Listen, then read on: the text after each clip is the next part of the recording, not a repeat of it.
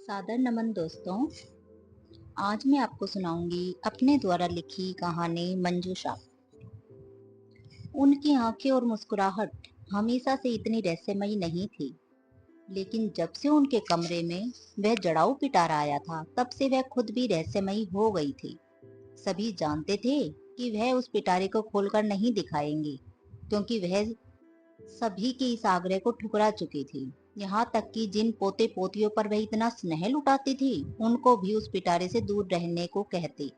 वैसे भी नजदीक जाकर कोई कर भी क्या सकता था। उन्होंने उस पर ताला जो लगा रखा था, वरना उनका रहस्य अभी तक रहस्य न रहता।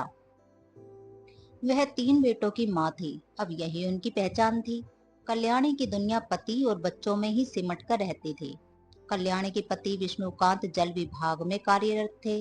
उन्होंने तीनों बेटों को उच्च शिक्षा दिलवाई और उन्हें अपनी क्षमताओं के मुताबिक पद भी मिल गए। फिर तीनों बेटों की शादी कराकर अपनी इस जिम्मेदारी को भी उन्होंने पूरा कर दिया।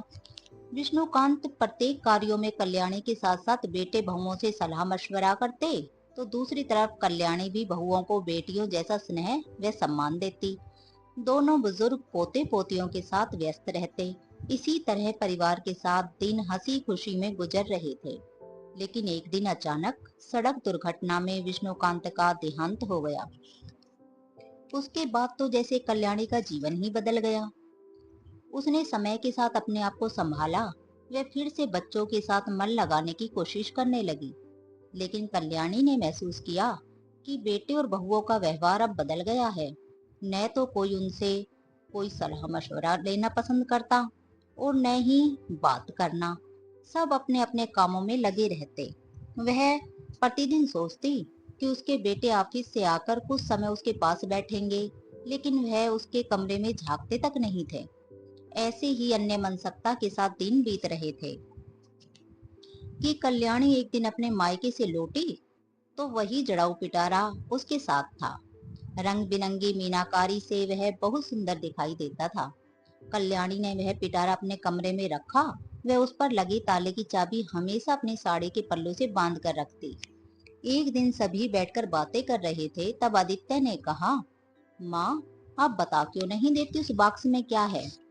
कल्याणी ने कहा, वह बॉक्स नहीं, मंजूषा है। सागर ने हैरानी से पूछा, दादी माँ, ये मंजूषा क्या होता है? कल्याणी ने कहा, जिसमें हम पत्र वगैरह संभाल कर रखते हैं या कोई कीमती वस्तु, उस पिटारे को हम मंजूषा कहते हैं।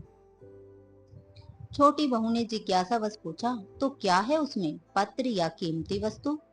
मंझली बहू ने तपाक से कहा, जब ताला लगा है तो कोई कीमती वस्तु ही होगी न। कल्याणी ने मुस्कुराते हुए कहा, तुम ठीक कहती हो, कीमती वस्तु ही है। सरगम ने मचलते हुए कहा, दादी माँ, क्या कीमती वस्तु है? वो आप किसको देंगी? कल्याणी ने कहा, अक्सर लोग अपनी सबसे कीमती वस्तु उसे देते हैं जिसे वो सबसे ज्यादा प्यार करते हैं, लेकिन मैं अपनी कीमती वस्तु उसे दूंगी जो मुझे प्यार करेगा। आखिर मुझे अपने परिवार के सदस्यों से प्रेम और सम्मान के सिवा और चाहिए भी क्या? उस दिन के बाद घर के प्रत्येक सदस्यों का उनके प्रति व्यवहार व नजरिया ही बदल गया। पहले जहाँ सब उनसे कटे कटे रहते थे, वहीं अब सभी उनका ख्याल रखने लगे। पहले तीनों बेटे ऑफिस से आते ही थकान का बहाना बनाकर अपने अपने कमरों में चले जाते थे। वहीं अब उनका हाल चाल और जरूरतें पूछने उनके पास जाते। तीनों बहुओं में भी होड़ लगी रहती कि सबसे ज्यादा उन्हें कौन खुश रख पाए। कोई उनकी पसंद का खाना बनाती, तो कोई उनसे सलाह मशवरा लेती, तो कोई उनके पास बैठकर पुरानी बातों व किस्से कहानियों का लुत्फ उठाती। कई साल ऐसे ही खुशहाली में व्यतीत करने के बाद एक दिन वह भी आया जो कल्याणी के जीवन का अंतिम दिन था। क्रियाक्रम करने के बाद जब सब रिश्तेदार चले गए, तब बड़ी बहू ने कहा, अब तो हमें उस पिटारे को खोलकर देख लेना चाहिए। सुधीर ने कहा, हाँ, माँ भी यही चाहती थी कि क्रियाक्रम के बाद उसे खोला जाए। सभी उस पिटारे के इर्द गिर्द खड़े हो गए। आदित्य ने वह पिटारा खोला तो सभी दंग रह गए।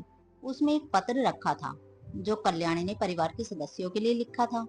आदित्य पत्र पढ़ने लगा। वे सब ध्यानपूर्वक सुनने लगे। कल्याणी ने कहा, मेरे बच्चों, तुम इस मंजूषा के खुलने के बाद हैरान हो गए होंगे। मैं जानती थी मेरे जीवन के चंद साल ही बाकी हैं। उन्हें मैं अपने परिवार के साथ खुशहाली से बिताना चाहती थी, लेकिन मेरी तरफ देखने का किसी के पास वक्त ही नहीं था।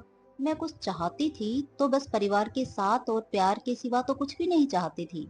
लेकिन मैं अब एक अनचाही वस्तु बन गई थी, जिसकी किसी को कोई जरूरत नहीं होती। तब मैंने कीमती वस्तु बनना जरूरी समझा, ताकि तुम सब खुद ही मेरे करीब आ जाओ। लेकिन रही तो मैं तब भी वस्तु मात्र ही। जहाँ तक धन दौलत की बात है, वह सब तो तुम्हारे पिताजी जीते जी तुम्हें सौंप कर चले गए, जिसे तुमने बड़े प्रेम से सहेजा भी। एक मैं रह गई थी जिसे वह छोड़कर गए, और किसी ने सहेजना जरूरी नहीं समझा। वह परिवार परिवार नहीं कहलाता जहाँ प्रेम और अपनापन न हो, और मैंने वह मंजूषा की वजह से पा लिया। मेरा आशीर्वाद तुम सबके साथ रहेगा। तुम लोग हमेशा सुखी रहो। तुम्हारी माँ। पत्र सुनने के बाद सब एक दूसरे के मुंह की तरफ ताक रहे थे। वह कभी अपने आप को लज्जित महसूस करते, तो कभी ठगा हुआ। तो दोस्तों, यह थी मेरे द्वारा लिखी कहानी मंजूषा। उम्मीद है आप सबको पसंद आई होगी। कहानी सुनने के लिए आप सभी का हार्दिक आभार।